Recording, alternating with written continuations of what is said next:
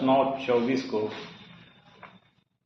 सचिवालय थाना की पुलिस ने एक अपराधकर्मी अजय कुमार उर्फ राज, उम्र लगभग 30 वर्ष, जो खरबहिया थाना शाहजहांपुर पटना का रहने वाला है, को गिरफ्तार किया।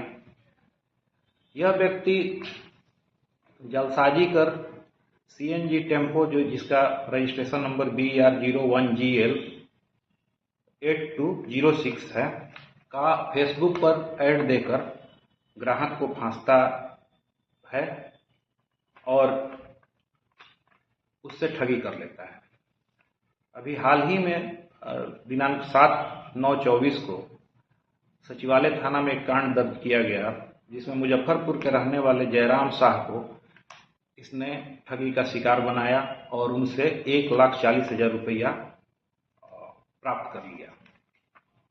इसके पूर्व में भी इसने स्वीकारा है कि हाजीपुर के एक व्यक्ति से 60,000 रुपये का इसी टेम्पो के नाम पर ठगी किया है।